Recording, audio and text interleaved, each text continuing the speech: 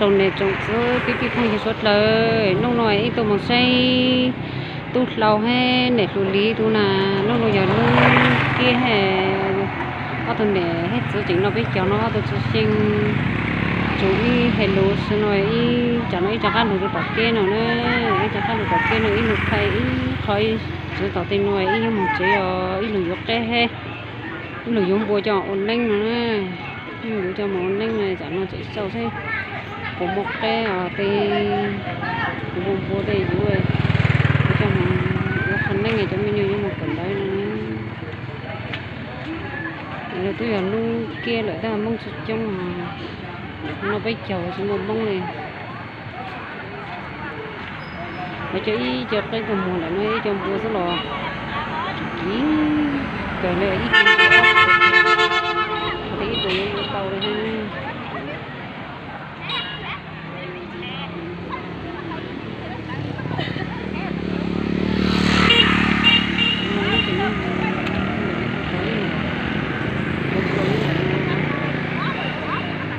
bay từ cho bay từ chỗ cái về ít khi thì ốp một thì mình sẽ use tàu thì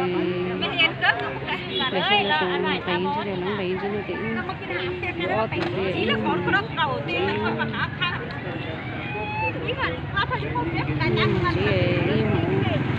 phần linh cho nhiều màu vậy đấy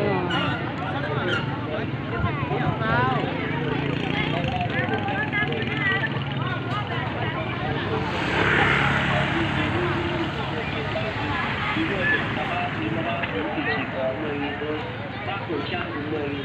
3 chiếc hộp cũng 10.000, 3 bàn chải được 5 cũng 10.000, hay 3 dây buộc tóc cũng 10.000 luôn. Ai thích lấy cái gì thì lấy, ai thích nhặt cái gì nhặt. Sao nó cũng một đánh tôi to, không sao có một rau à? 10.000, 30.000 thì ta có 3 thứ luôn. Đây thì 3 thứ, 13 thứ thì chỉ có 10.000 cái nào. Rất tầm thật mà tốt tầm đợt luôn. Cho sang thả tiền nó cũng một rau, một nhỏ tiền đó. Bây giờ thì nó trong đâu thì không mua.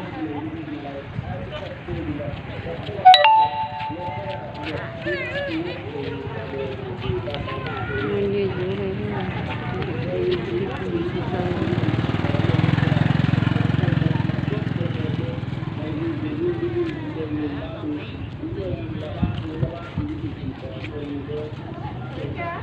Nó cho mình nó để có mùa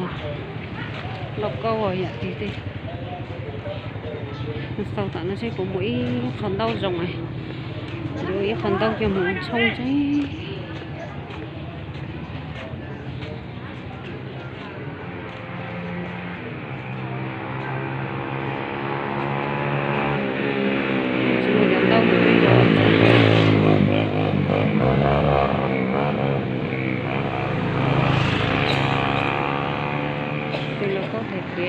cái dạng thì sống ok cho cô gì cái chẳng là ta nó tự nhiên nhà nước xếp bay xong rồi cô ta khai dạng thì ta này nó khai dạng thì ta này sao ít đầy vô mình dưới phần đau chùm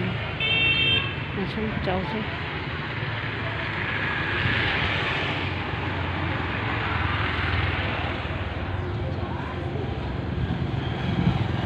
nó ta xuôi như là nó bỏ rồi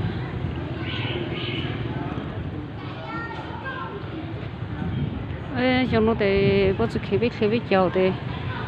bây tôi thay thì nó số rồi một mỏi có sự chỉ biết giàu đó chắc không gì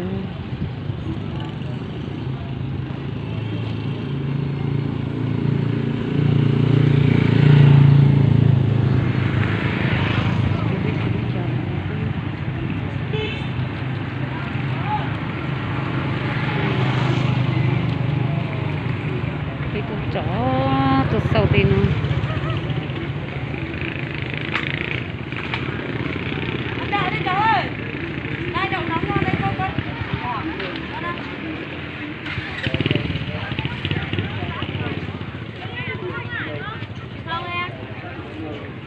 đó thì giờ thì là cái món đó tụi người thì hoa cái món pa nữa đấy món pa nữa món con trà cái cô mồi giờ thì mà sau đó ra thì nó sẽ có cổ mồi cua trong đó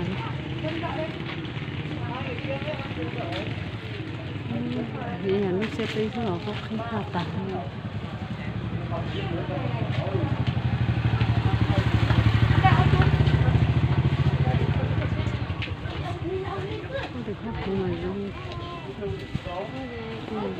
rong này là trên đó chỉ chứa nên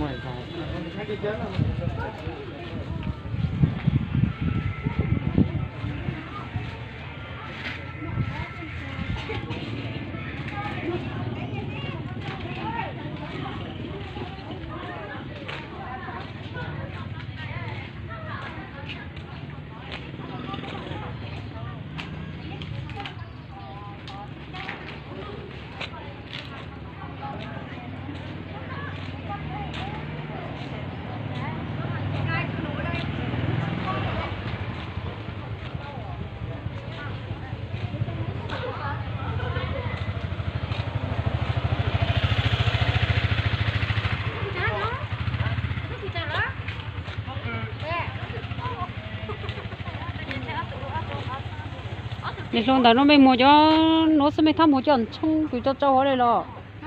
đến nó trong một chốc đấy nữa ở đây mua giờ trước cái cho cái thọt thọ ý giờ có lo yếu xài cho tụi mình xài nè hả đi ở đây cái cho bắp bánh cái bên này hả mấy cho tê cho mấy cho tê ít lại bị chơi nè sau cho mà lo sau tự thế này có thể lúc cho con nào họ thì tôi chắc chắc thấy chụp phim mấy con lúa à con nào to có hai chúa mấy cái nó đau rong thế lúc con nào thấy luôn là cho ít lệ xe cũng nhẹ lúc thì cũng đi sao xe ấy cho muốn thì bây bốn nãy cho tới rồi nè bốn nãy giờ tới rồi do nhiều nãy thì vô thì chim nhiều nãy rồi giờ mua bên trái vô mua sẽ to thì bây bốn nãy thế mà bốn một tụ bốn nãy à thì bây giờ nói có mong to có mong dưới xây thật kiểu cho bây giờ xây có mà nó sao cho xe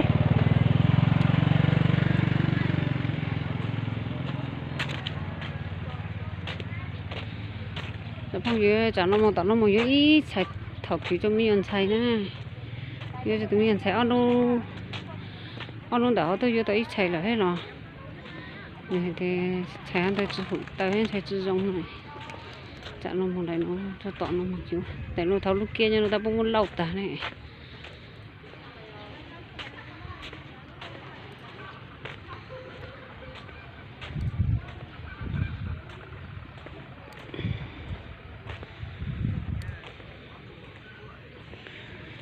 ấy lu kia nó muốn lâu ta lên nó lại bây giờ cho ô là bắt thao nó nè này luôn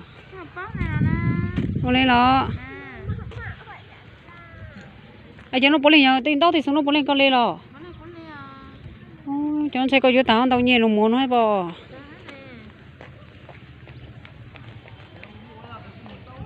tin đâu thì xuống trong cầu thì cho con gì cho nó thì con này nó chưa kỹ nó sau sinh phẩm mà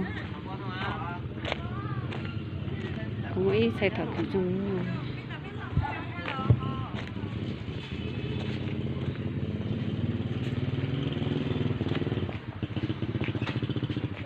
này nó mới mua khóc rồi mới bụng bao giờ thật thì cái cho miếng xài cho họ nè chân冲ở đây đó để nó cho không dơ để nó bây giờ khóc rồi không có thiếu thật thì thà nó